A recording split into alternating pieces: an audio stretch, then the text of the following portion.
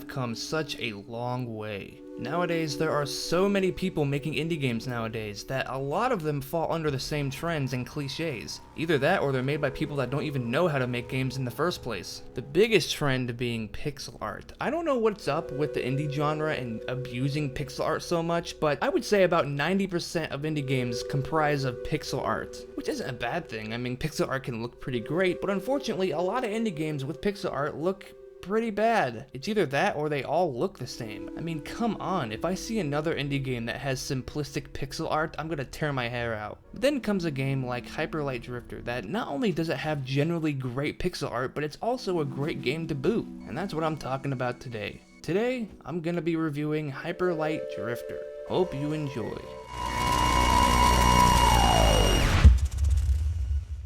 Now, when people talk about Hyper Light Drifter, they mostly compare it to other games like Zelda, Dark Souls, Diablo, and Metroid. And I gotta be honest, these comparisons are completely inaccurate, because Hyper Light Drifter is nothing like those games. What it does, though, is it takes elements from these genres and it becomes its own thing. Like, seriously, some of these comparisons are completely fucking dumb, like Dark Souls? Really?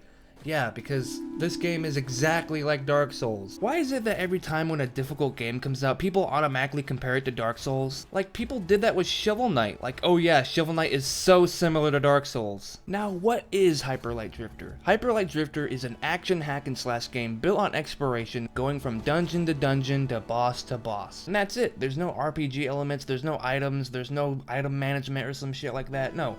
This game is pretty damn simple, although there is upgrades. You can buy upgrades in stores, but they're not upgrades per se, they're just buying different moves and attacks, although the only thing you can upgrade is your dash or dodge move to make you dodge faster. Also, every time you beat a boss, you get a new gun, whether it be a shotgun or a sniper. There is no way to upgrade your sword, unfortunately. However, there is a sword in that one room, but it's impossible for me to get it because I need to dash 800 times, and I cannot for the life of me do it. I hate that room so much, it sucks. If there's one thing you need to know about this game, is that it's really hard. You will die a lot. Although the game may be very difficult, checkpoints are pretty damn merciful. Every time you enter a new room, you get a checkpoint, so every time you die, you go all the way back to the beginning of the room. So even though the game is hard, the checkpoint system is pretty forgiving. By far, the best thing about this game is the graphics. This game is absolutely beautiful. I know graphics isn't everything, but holy shit, this game, pretty much every single scene from this game can be hung on a wall. It's beautiful. But not only is the game beautiful, but the animations are pretty fluent as well. That's one thing that a lot of games with pixel graphics are missing. They have pixel graphics, but the animations are like 2 or 3 frames. Hyper Light Drifter is an absolute beauty to look at, and the animations are fantastic. Now, do I have any problems with this game?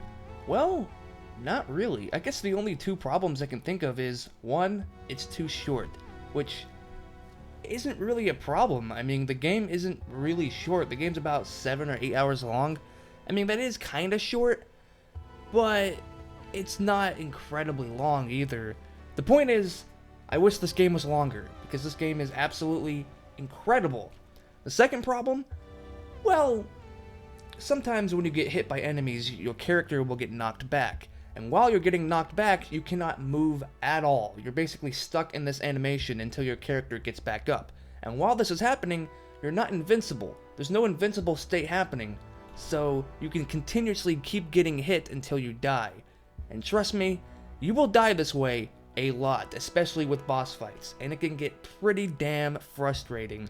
But other than that, this game is pretty fucking great. I highly recommend playing this game. It is an absolute fantastic game. It is a masterpiece in almost every sense of the word. It is definitely one of the best games of 2016. The game is currently on Steam and is eventually going to come out on console, although I'm not entirely sure when. So if you really want to play this game, you're going to have to play it on PC, which might suck for some people, but I'm sure most PCs will be able to handle this game. In conclusion, Hyper Light Drifter is an absolute fantastic game and is one of the best games of 2016. Definitely worth checking out. So that has been my review for Hyper Light Drifter. Hope you guys enjoyed it, and I will see you guys later.